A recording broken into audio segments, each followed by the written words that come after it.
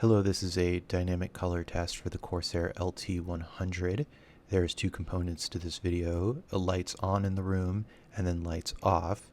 I do recommend you watch this video with the sound off so that I don't bias you with my comments. Come back and re-watch the video with the comments on and see if you agree. I'd love to hear what you think in the comments. The color test is available in 16, 21, and 32 by 9. I'll put links in the description so you can evaluate your own Ambilight setup. Now keep in mind that this is in a room with overhead lights turned on, and I do think that the colors are sufficiently bright considering there's additional ambient light in the room. I also think they match fairly well, however that blue and purple are definitely off a little bit.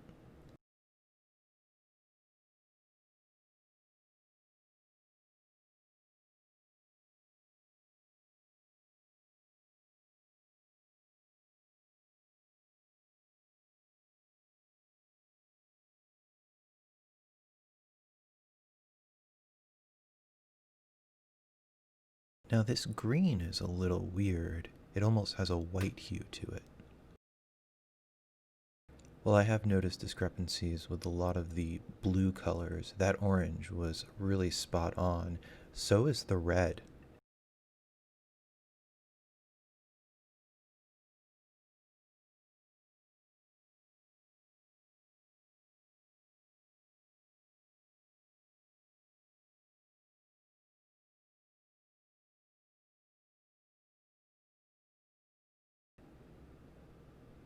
Here we see that green again, and again, I think it has a very white color to it.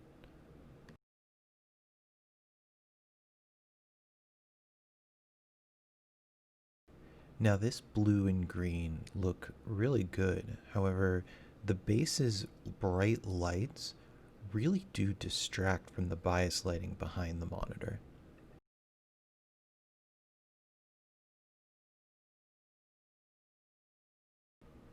Now you may have noticed this at the beginning of the video, but if you look in the lower right hand corner, I have a channel logo that's in white, and it actually picks up as a white light on the base, even though it's completely surrounded in black. I've actually gone ahead and changed that in the primary video so that it's now black and doesn't have that effect.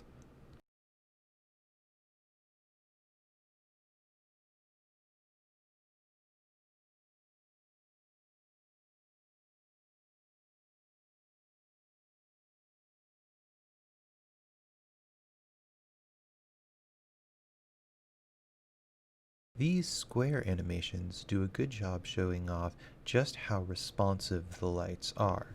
The way most of these Ambilight solutions work is by breaking the screen into different capture zones.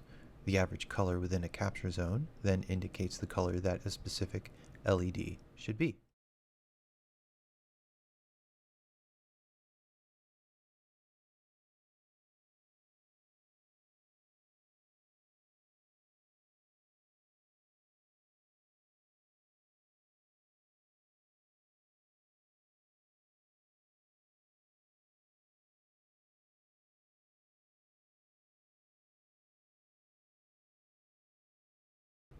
These moving animations are designed to help you assess how the lights respond to different colors, slowly taking up a capture zone and then leaving that capture zone. This is in comparison to the stepping animation, which suddenly produces a color within a capture zone. It is useful for assessing how much delay there is between something appearing on the screen and the lights actually lighting up. In film, it's the difference between a continuous action sequence and a scene transition. This test is not looking at the color bars themselves, but rather the gradient produced between the bars. Optimally, the space between the colored bars that is black should have LEDs that are turned off.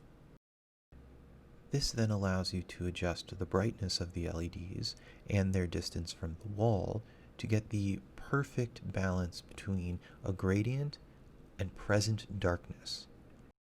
Unfortunately, at the time of recording this video, Corsair's IQ software doesn't actually allow you to adjust the brightness in the video lighting mode, so you are limited to just bringing the bars closer and further away from the wall. However, unlike the light strips, the light towers do allow you to adjust the width of each tower's screen capture area, which does have an effect on darkness availability.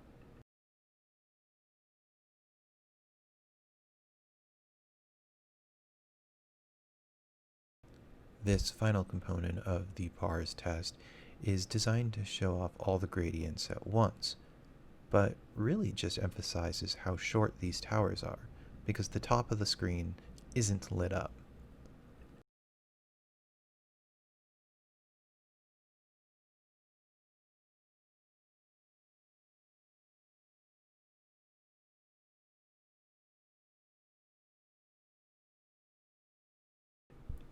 This rainbow wheel is designed to give you a better appreciation for the size of the screen capture zones.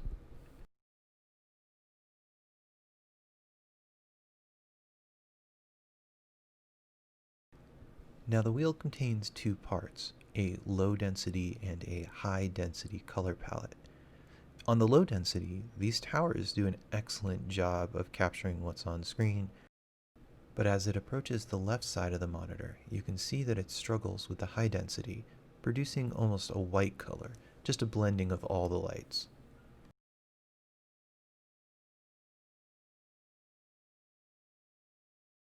The emergence of the corner wheels really emphasizes how the high density and low density colors are handled.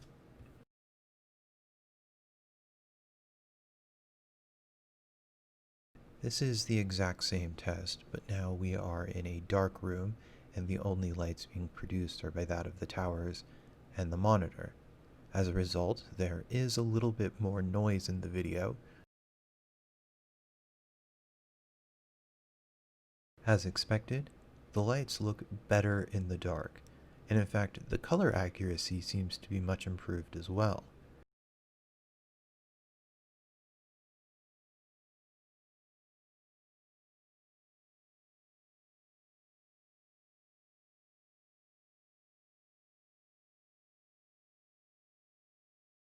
While the overall brightness is more than sufficient, they do struggle a bit at the top of the monitor, most likely associated with their height, and the bases are extremely bright, almost distractingly so.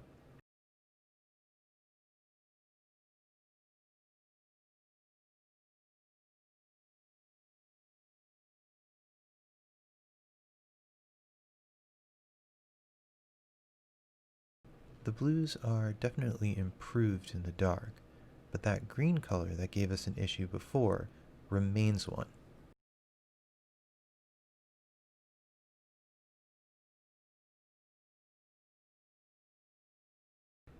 In a moment, you're going to see a yellowish color that appears to transition into a tan.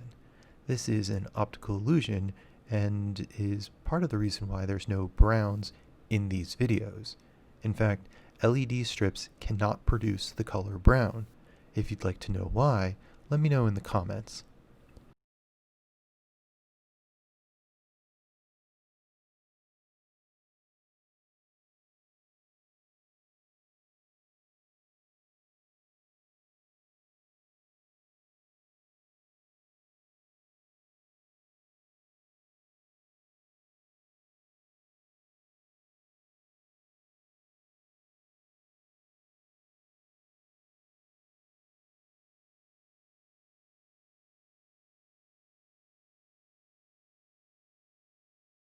The curtain animation is not just an opportunity to look cool, but rather an opportunity to evaluate the bottom row of the LEDs.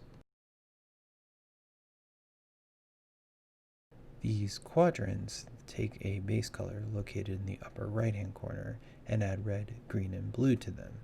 What we are looking at is the difference between the different quadrants relative to that upper right hand corner.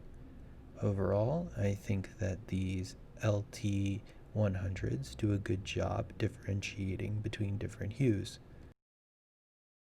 In the dark, these moving squares look similar to the lit up room. However, we can appreciate that when on the top of the screen, there is some backlighting present.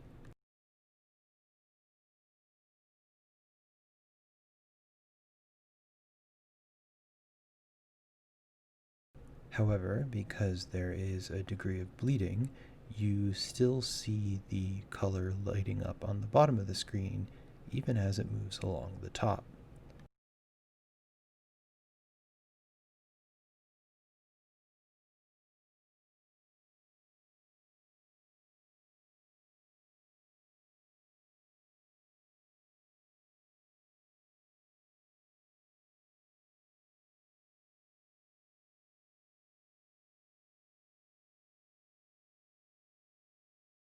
Personally, I see significant delay between the lights lighting up and being dark, but depending upon how sensitive you are to this action, you may or may not see it.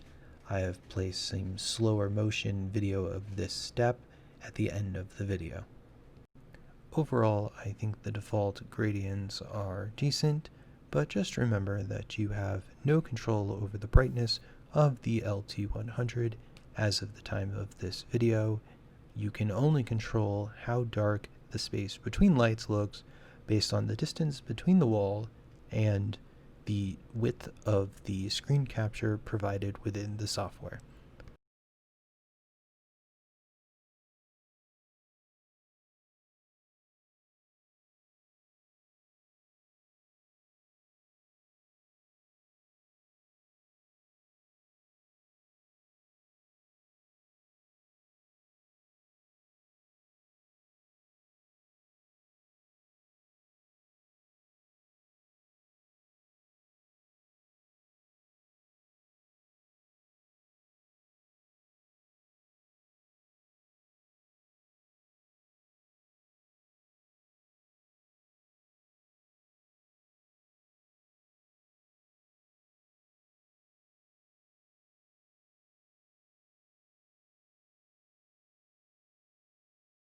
While these combination contrast bars are better than the lit up room, we are reminded again that these LT100 towers are not tall enough for a standard monitor setup.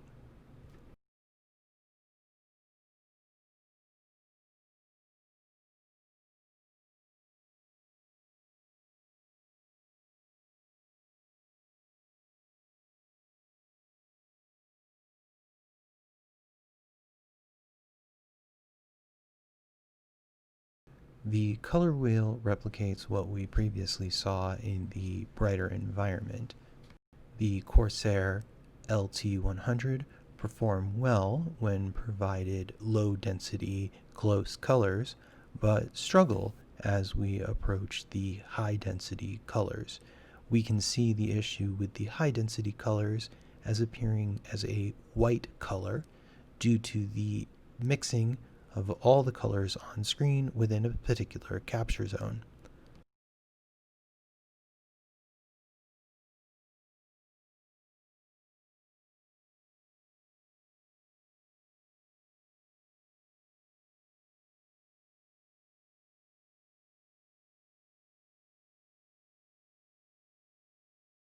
This is a repeat of the stepping process during the dark mode.